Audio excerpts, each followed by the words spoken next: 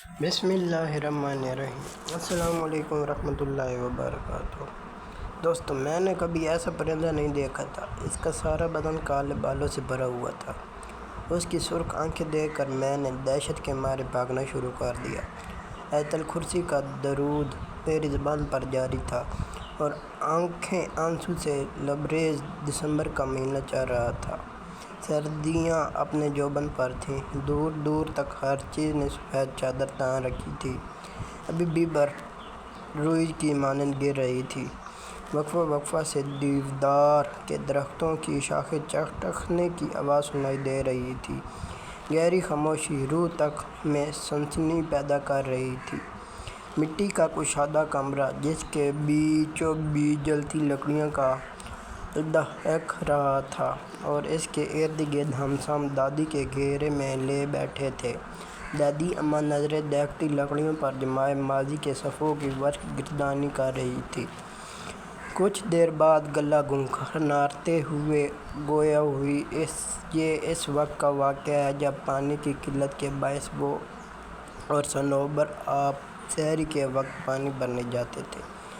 صنوبر آپا مجھ سے عمر میں کافی بڑی تھی۔ صنوبر آپا کبھی اذان سے پہلے اور کبھی اذان کے فوراً بعد پانی بھرنے کے برتن لے آتی اور ہمارے گھر کی دیوار پر برتن سے ضربیں لگاتی۔ چونکہ میرا بستر دیوار کے ساتھ ہوتا تھا، اس لیے میں فوراً اٹھ جاتا، اپنے برتن اٹھاتی اور باہر آ جاتی۔ ہر طرف گہرا اندھیرا چھایا ہوتا اور گیدڑوں کی دلگرش آوازیں دل جھنجھوڑ دیتی تھیں۔ دل میں ڈیروں خوف لیے ہم سہج سہج کے قدم بڑھائے جاتے تھے۔ کار تو چونکہ اس زمانے میں اکا دکا ہی موجود ہوتے تھے اور ہمیں پانی لانے کے لیے طویل مسافت طے کرنی پڑتی تھی۔ جھاڑیوں میں تھوڑی سی ہلچل ہوتی تو ہمارا دل اچھل کے حلق میں آن پہنچتا۔ صنوبر آپا کافی مضبوط اور اعصاب کی مالک تھی، جبکہ میں کافی ڈرپوک واقع ہوئی تھی۔ پانی لانا میری مجبوری تھی کیونکہ گھر میں ایک بوڑھی ساس تھی اور 3 بچے، میری ایک بیٹی اور 2 بیٹے۔ شوہر تو روزی روٹی کمانے کے سلسلے میں باہر نکلتے تو مہینوں بعد ہی واپس لوٹتے تھے۔ آگے آگے صنوبر آپا ہوتی تھی جبکہ پیچھے میں ہوتی تھی۔ کبھی کبھار تو مجھے واضح محسوس ہوتا تھا کہ میرے پیچھے کوئی اور بھی چلتا آ رہا ہے۔ اپنے پیچھے اٹھائے جانے والے قدموں کی آواز میں بخوبی سنتی تھی، لیکن مجھے صنوبر آپا ہمیشہ نصیحت کرتی تھی کہ کبھی کسی چیز کے پیچھے نہ جانا، چاہے تم کچھ بھی دیکھ لو، اور کبھی پیچھے مڑ کر نہیں دیکھنا چاہیے۔ تمہیں کچھ بھی سنائی دے رہا ہو۔ میں نے ان کی بات کو دل پر نقش کر دیا۔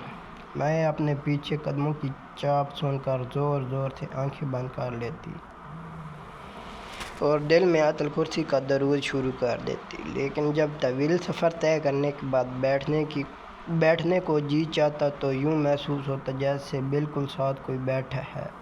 گردن گھما کر ادھر ادھر دیکھنے پر سوائے اندھیرے کے کچھ دکھائی نہ دیتا۔ ہمارا روز کا آنا جانا تھا۔ ایک روز مجھے آواز آئی کہ دیوار پر ضربیں ماری جا رہی ہیں۔ میں اٹھی اور اپنے برتن اٹھانے کے لیے گہرے اندھیرے دیکھ کر ٹھٹک گئی۔ مجھے یوں محسوس ہو رہا تھا جیسے آدھی رات کا وقت ہو۔ میں باہر گئی تو دیکھا صنوبر آپا کا دور دور تک کوئی نام و نشان نہیں تھا۔ میں نے یہ سمجھ کر قدم راستے پر ڈال دیے کہ وہ زیادہ دور نہیں ہوں گی اور میں ان تک پہنچ جاؤں گی۔ گیدڑ کی آواز پل بھر کے میرے قدموں میں سکت کر دیتی تھی۔ میں نے بھاگنا شروع کر دیا لیکن میں ان تک نہیں پہنچ سکی۔ بگڑے تنفس کے ساتھ میں نے مسافت طے کی اور جائے وقوع پہنچ کر میرے اندر تک سنسنی دوڑ گئی۔ صنوبر آپا وہاں موجود نہیں تھی۔ میں تھوڑا اوپر کھڑی تھی اور نیچے دیکھا جہاں پانی کا کنواں تھا۔ مجھے ایسے محسوس ہو رہا تھا کہ کوئی پانی کے ڈول یکے بعد دیگر اپنے اوپر بہا رہا ہو۔ میں نے نیچے جانا ضروری نہ سمجھا اور پانی کا ڈول الٹا کر اس میں بیٹھ گئی۔ لیکن تھوڑی دیر بعد بیٹھنے کے بعد میں پانی کی آواز بدستور آ رہی تھی۔ مجھے عجیب و غریب خیالات آ رہے تھے اور پانی کی آواز سے عجیب سا خوف محسوس ہو رہا تھا۔ اپنے پیچھے کسی کو محسوس کیا تو میرے جسم پر کنپی طاری ہو گئی۔ میں نے لرزتے ہوئے پیچھے مڑ کر دیکھا تو کسی کا نام و نشان بھی نہ تھا۔ ایک دم سے سناٹا چھا گیا۔ میری حیرت کی انتہا نہ رہی، لیکن عین اسی جگہ اوپر گھنے درخت کے شاخ پر کوئی عجیب سا پرندہ بیٹھا مجھے پر نظریں گاڑے ہوئے تھا۔ عجیب قسم کا پرندہ تھا، میں نے کبھی ایسا پرندہ نہیں دیکھا تھا۔ اس کا سارا بدن کالے بالوں سے بھرا ہوا تھا۔ اس کی سرخ آنکھیں دیکھ کر میں نے دہشت کے مارے بھاگنا شروع کر دیا۔ ایت الکرسی کا درود میری زبان پر جاری تھا اور آنکھیں آنسو سے لبریز۔